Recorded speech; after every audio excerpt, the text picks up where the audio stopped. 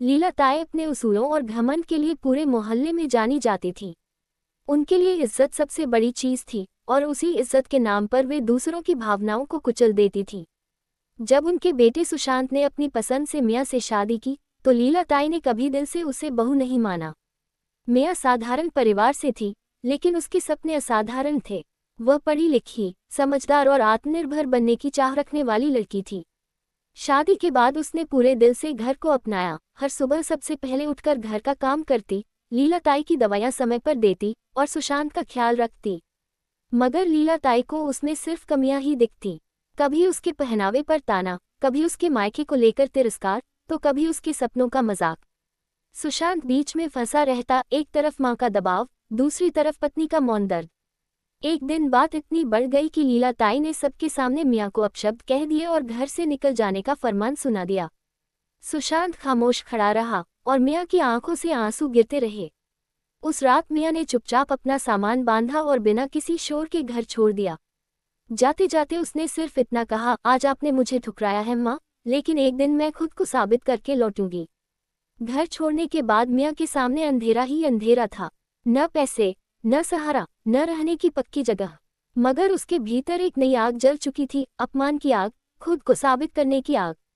उसने छोटे से कमरे में सिलाई का काम शुरू किया। दिन में लोगों के कपड़े सीती और रात में बिजनेस मैनेजमेंट का ऑनलाइन कोर्स करती। कई बार भूखी सोई, कई बार बिजली का बिल भरने के लिए अपने गहने बेचे। मगर उसने हार नहीं मानी। उसकी मेहनत रंग लाए। उसके डिजाइन किए हुए कपड़े सोशल मीडिया पर वायरल हो गए। एक स्थानीय बुटीक ने उससे साझेदारी की और फिर देखते ही देखते उसका खुद का ब्रांड मिया क्रिएशंस लॉन्च हो गया। उसकी सोच अलग थी, हर औरत को आत्मनिर्भर बनाना। उसने जरूरतमंद महिलाओं को काम देना शुरू किया, उन्हें हुनर सिखाया। 3 साल में उसका छोटा सा सिलाई सेंटर एक बड़ी फैक्ट्री में बदल गया। शहर के बड़े बड़े व्यापारी उसके साथ काम करना चाहते थे। मिया अब करोड़ों की मालकिन बन चुकी थी, मगर उसके दिल में अब भी एक खालीपन था, अपने रिश्तों का खालीपन। उधर लीला ताई के घर की हालत बदल चुकी थी। सुशांत का बिजनेस घाटे में चला गया। जिन रिश्तेदारों के सामने लीला ताई ने मियां को अपमानित किया था, वही अब ताने देने लगे। आर्थिक तंगी ने घर का सुकून छीन लिया। लीला ताई को पहली बार एहसास हुआ कि जिस बहू को उन्होंने कमजोर समझा था, वही घर की असली ताकत थी। एक दिन अचानक शहर में चर्चा हुई कि मिया क्रिएशंस की मालकिन शहर में नया शोरूम खोल रही है। नाम सुनते ही लीला ताई और सुशांत चौंक गए। जब अखबार में तस्वीर देखी तो उनके पैरों तले जमीन खिसक गई। वह मिया थी, वही बहू जिसे उन्होंने ठुकरा दिया था।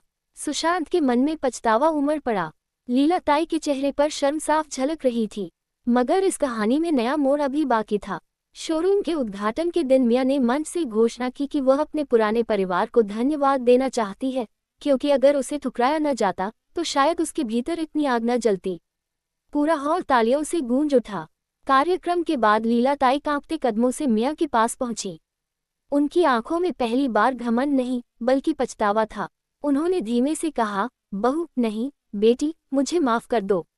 सुशांत भी सिर झुकाए खड़ा था। मिया के दिल में तूफान चल रहा था। उसने 3 साल का दर्द याद किया, वो ठंडी रातें, वो भूख, वो अकेलापन। मगर उसने ये भी सीखा था कि नफरत इंसान को छोटा बना देती है।